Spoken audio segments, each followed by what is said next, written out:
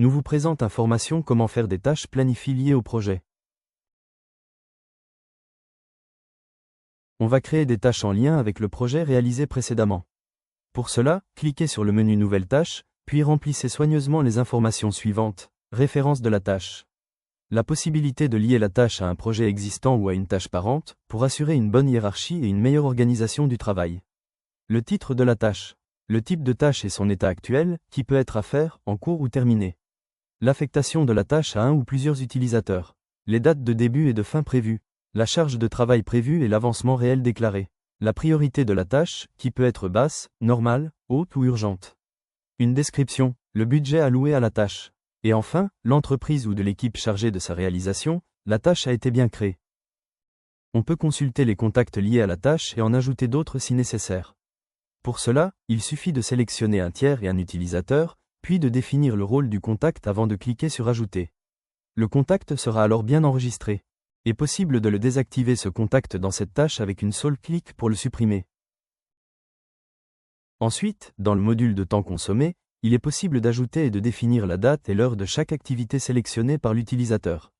On peut également ajouter une note descriptive, indiquer le temps réellement consommé, suivre l'avancement réel de la tâche et associer une ressource pour calculer la valeur correspondante. Pour une machine, le calcul de la valeur se fait en fonction de sa consommation énergétique ou matérielle et de son coût, tandis que pour un produit, il se base sur son prix d'achat. Il est aussi possible d'effectuer le calcul à partir du coût horaire de l'employé. De plus, l'utilisateur peut sélectionner le temps consommé et générer directement une facture en précisant la date de facturation, le mode de facturation choisi, la tâche concernée, et pour chaque déclaration cliquez sur « Facturer ». La même méthode s'applique pour créer une intervention. Il suffit de sélectionner l'intervention souhaitée, d'enregistrer les détails nécessaires et de générer l'intervention.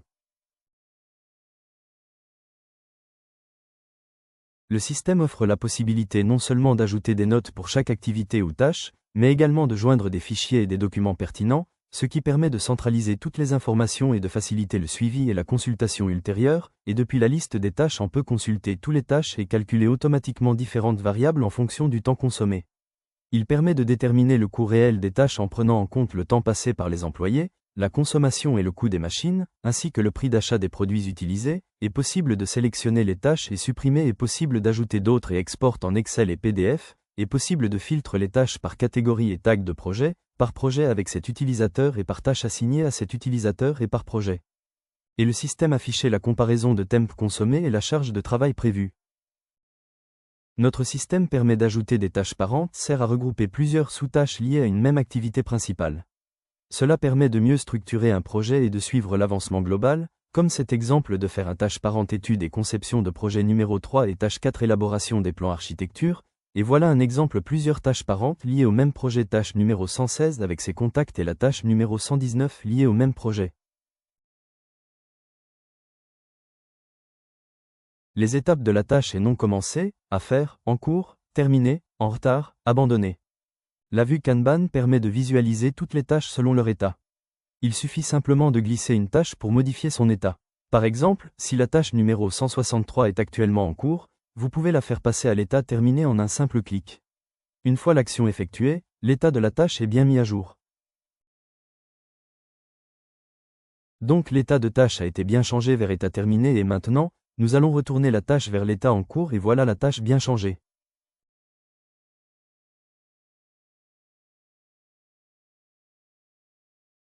La vue Gantt est un outil visuel de planification intégré dans ComDev URPL permet de visualiser l'ensemble des tâches d'un projet dans le temps, sous forme de barres horizontales, afin de suivre facilement l'avancement et les dépendances entre les tâches, aide à planifier les tâches d'un projet et voir leur durée, identifier les chevauchements entre plusieurs tâches, suivre l'avancement global du projet, ajuster les dates de début et de fin en les déplaçant directement sur le diagramme, repérer les dépendances entre les tâches, par exemple, une tâche ne peut commencer que lorsque la précédente est terminée, vous verrez alors toutes les tâches du projet affichées selon leur date de début et de fin.